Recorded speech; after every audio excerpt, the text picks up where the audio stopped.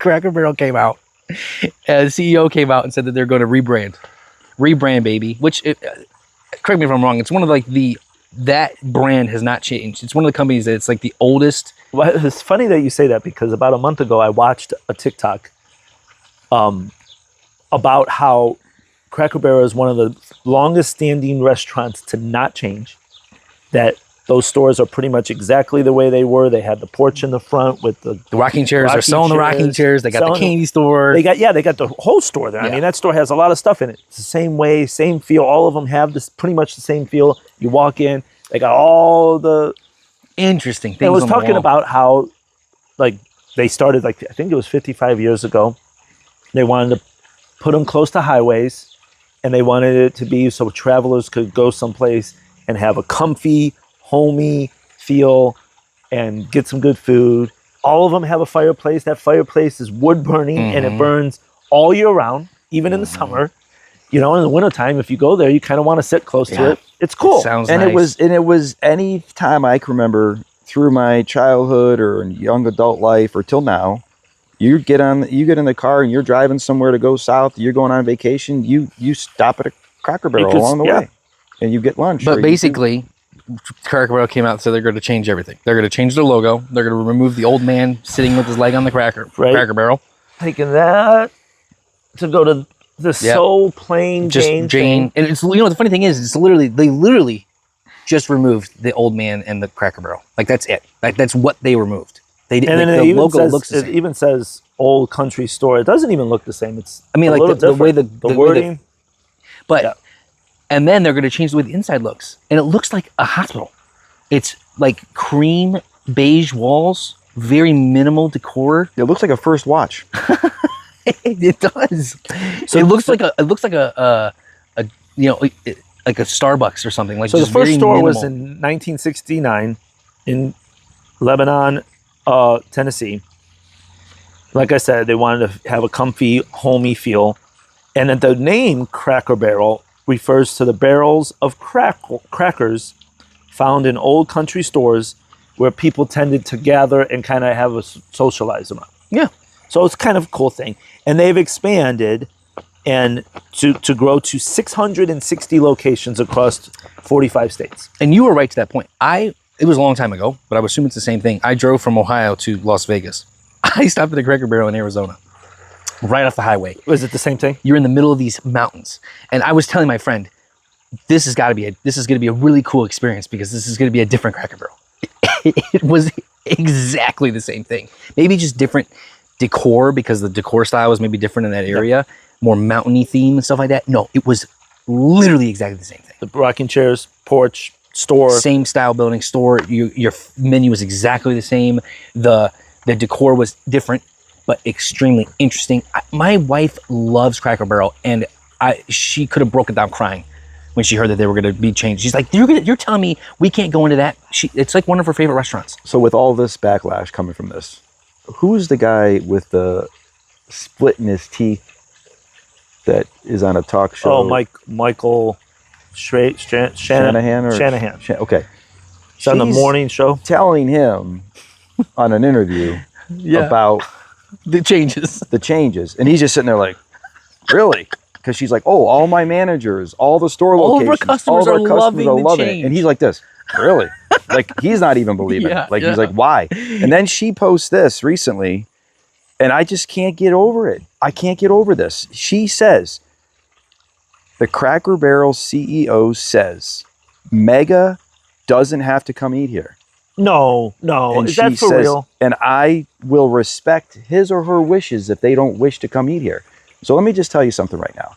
If just say it's divided 50-50. I don't think it's a mega thing. Okay, but listen, if it's divided 50-50, just it isn't, but so hold back. So if 50% of the people are mega and 50% are not,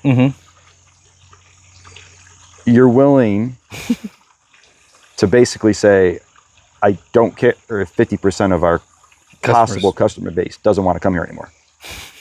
Yeah. Like, why? It's just ridiculous. Like, why? Aunt Jemima, we had to get rid of her. Yep. What was the other big thing that we got rid of? The oatmeal woman. The oatmeal. But I mean, the Starbucks lady. It's fine if you want to rebrand a little bit. But Cracker Barrel was just so, like, I think they're going a little too far. It's not just too far. It's a completely different restaurant at that point. And what you call it, the CEO of Steak and Shake put out a statement, or Steak and Shake themselves said, sometimes people want to change things just to put their own personality on things. At Cracker Barrel, their goal is to delete the personality altogether. Hence the elimination of the old timer from the signage. Heritage is what got Cracker Barrel as this far, and now the CEO wants to scrap it all the way. At Steak and Shake, we take pride in our history, our families, and American values. All are welcome. We will never market it ourselves away from our past in a cheap effort to gain approval of trend seekers. And I think that's her goal, was to bring in like a younger crowd, or wanted to appeal to the younger crowd, not thinking that it was going to upset people who liked the thing. But if they're trying to get the younger crowd, my daughter's 19, and where her grandparents used to live in Toledo, where close to them was a Cracker Barrel, so we would go there when we would go to visit them, and she is bothered. She's really doesn't like the change. Yeah, she's like, I like it. The store the way it is. It was a cool place to go in, to see all the stuff on the walls. They, in that thing that I watched about them being the longest staying the same, they hire people, and literally their job is to just go around and buy the stuff that goes in the stores. Like, it's just, their stock has gone down 20% in a month, which is a ton, which is $100 million, which is a slap in the face of that CEO. That means you have no idea. You shouldn't be CEO. So here's the problem. So over time, we'll see what happens. But I don't know why you want to make it more plain. So who sits in these meetings and thinks these are good ideas? Mm-hmm. Who sat in this meeting and agreed that this is the best way for this company to go? Who sat in the meeting when Bud Light decided to do what they did back then? And there's still, but I guess the only person that can save them is Sydney Sweeney. Mm-hmm. We should get her. That's way out. Get her out there. Get her out. But what I'm saying is, we called it. She's going to save Bud Light. Now she's going to come in, save Cracker Barrel. Yes. She's going to be riding it on a barrel. And was nobody sitting in these meetings like, I don't think this is a good idea. Yeah, I don't know. I don't think that we should. We have to look up if that is true, her post.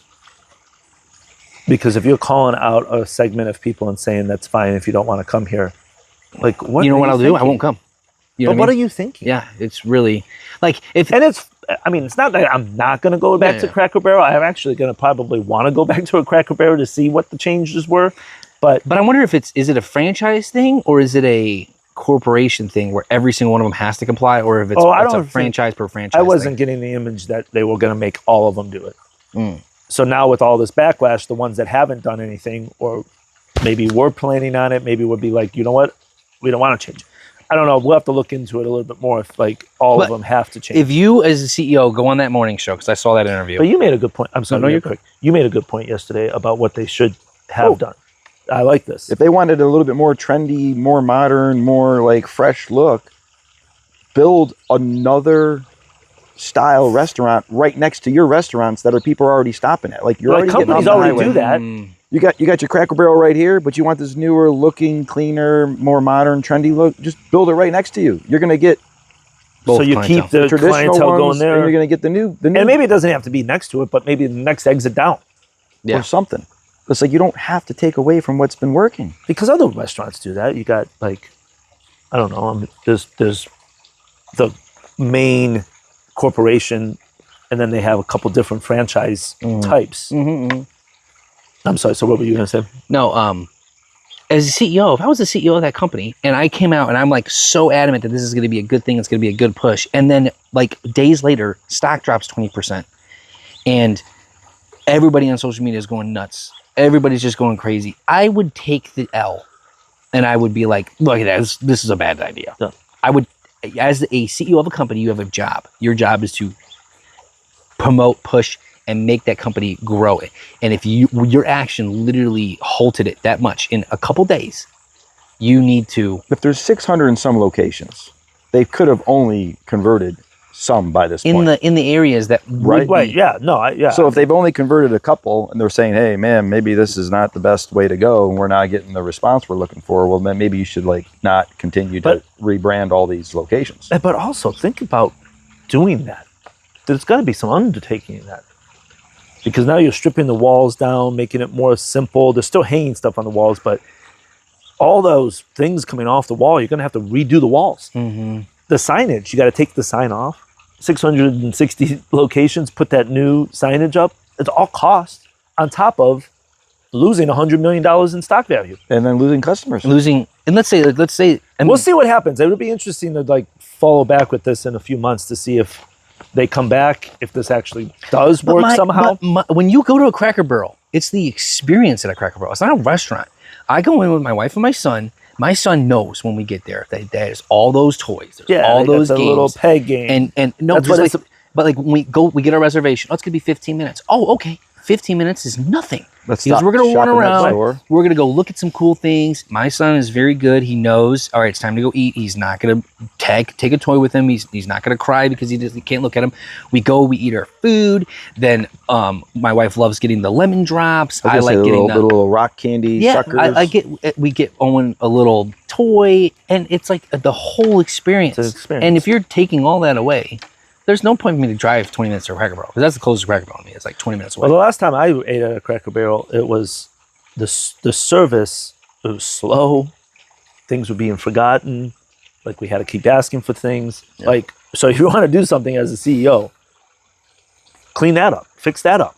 Put money into hiring some more people. Or, you know what would be really nice at a Cracker Barrel, which I don't think any of them have, put some outdoor space. That would attract a lot of younger people that aren't looking for that novelty and the things and the items and stuff like that. Put a little outdoor patio that holds 10 tables. I bet you'd get a lot of people that are into that type of. I'm not a big fan of eating outside. It's just me. You know what I mean? I'd rather be inside where it's no heat, no cold, no wind. You know what I mean? But I was blown away when I saw that new logo and just didn't understand it. I think everybody should listen to our podcast and take advice from us. Oh, yeah, of course. Why wouldn't they? Why wish them? Yeah. But Sydney Sweeney's the way to go. Maybe she can solve it. That'll work. She could help brand a lot of companies. She's just going to be face of advertising. You know what I mean? Her and her good genes. Hey, congratulations on not dropping your cigar today. Oh, yeah. Thank you. I was thought about doing a joke and dropping mine a couple of times, but I don't want to disrespect it. I do have to say that I'm getting a little worried on a completely different topic. Like, when I met my wife and I started dating her, she's beautiful, gorgeous. A lot of people would make comments to me like, holy cow, Paul, she's really pretty. Like, to this fact, like, how did you get her? Which in the beginning, it was a compliment. But even now, like, a couple people from work saw her for the first time on social media. Oh my gosh, Paul, how did you do that?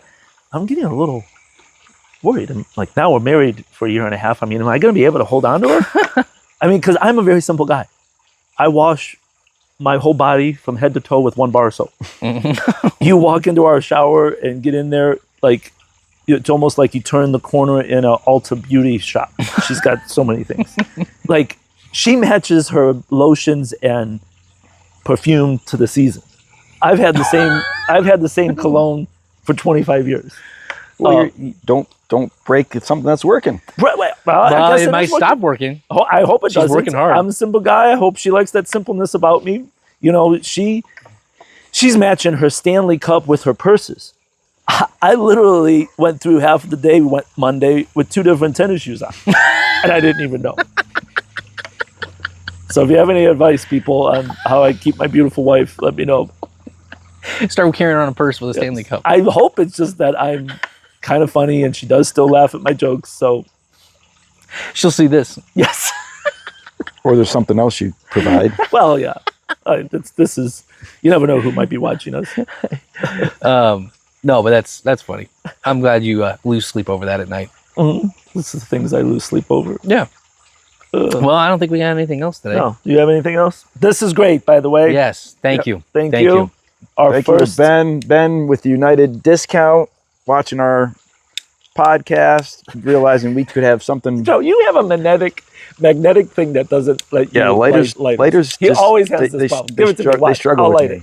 Man, I must have like some ions or something coming right through me. Look at that. It lit right up for you.